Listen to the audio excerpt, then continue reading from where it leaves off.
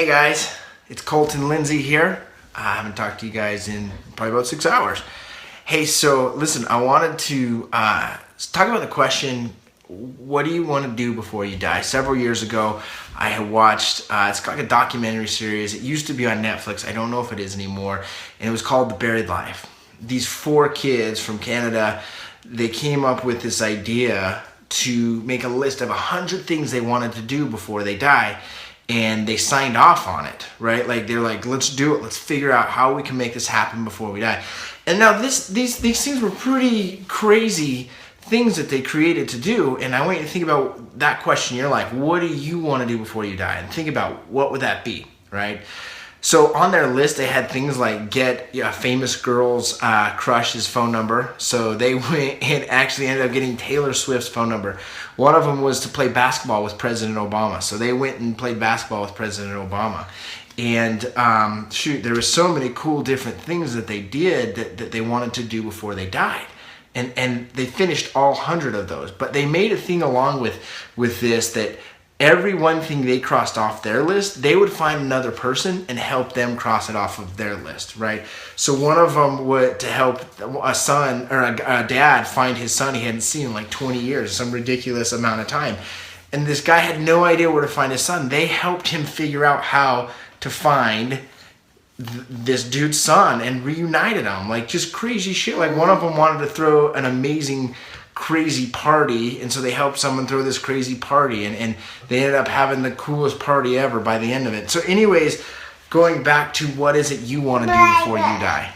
I don't care what it is. For me, one of the things that I was committed to was I wanted to be financially free. That was huge for me. I wanted to get up where every day I could fog the mirror and know I was getting paid so that I didn't have to live life on having to go to work or having to do a specific thing, having to produce, but that I could wake up and I could do whatever I wanted that day. What I found out when I became financially free is I still wanted to work, I still wanted to create, to improve, to grow, and to help others get there along the way as well, specifically with my sales team in real estate, also with me supporting Fearless Agent coaching and training. It was how could I find ways, oh, here's my daughter, she wants to be on screen. What? Can you say hi? Can you say hi? Can you say hi? Are you smiling? Can you clap? Can you clap? Oh, she's shy right now. So anyways, what I figured out is how can I help more people do things they want to do before they die? So I asked everyone on my sales team when they started working with me, what was something they wanted to accomplish before, in the next year or next couple years or so. And what I ended up seeing was these guys wanted to do some materialistic things, but more importantly, they wanted to do things with people that they could spend time with or have an experience. And so one of the guys on my team, Jeremy Nutt, if you guys haven't met him yet, add him on Facebook, super cool guy.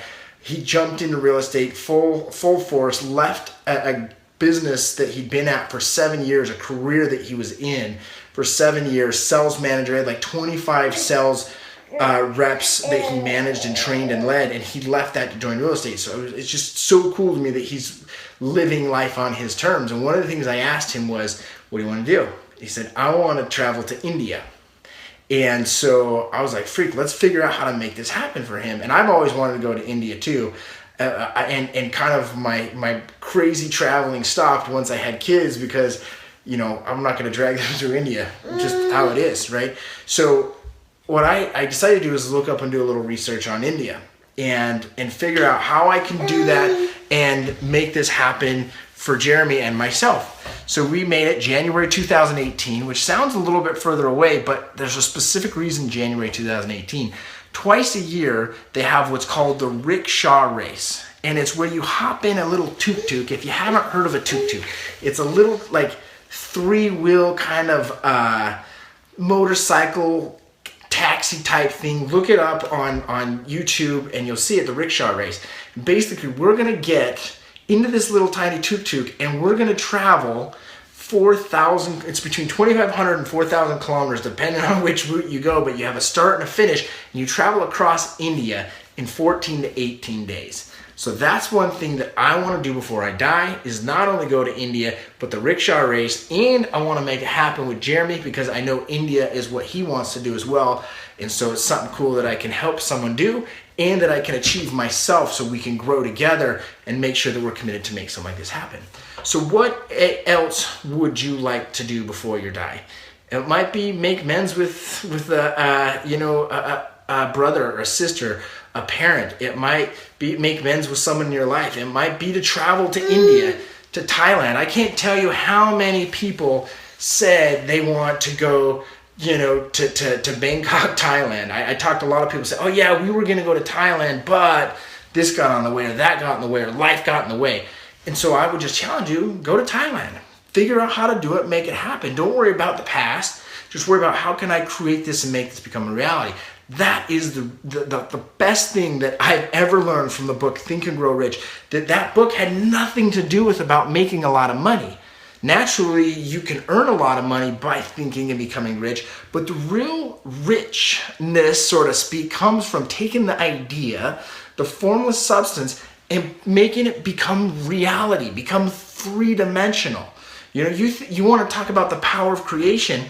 Look at this little baby, right? This baby started with a thought. That thought led to an emotion. That emotion led to some action, right? And then boom, then Mother Nature, God did its thing and created a human being. It happens just like that with any aspect of your life.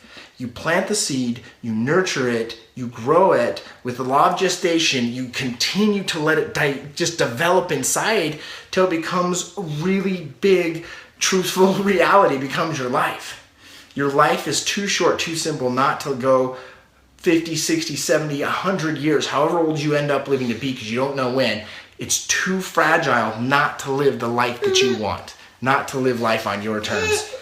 I better sign off now because my little baby girl is getting fussy. I hope you guys get value from this. Like this post, share this post, and make sure that you're living life on your terms, because it's too valuable not to. We'll see you guys. Thanks guys for watching another video. Go to winningtheinnergame.com to get my best real estate ideas yet. Also subscribe immediately and share this video.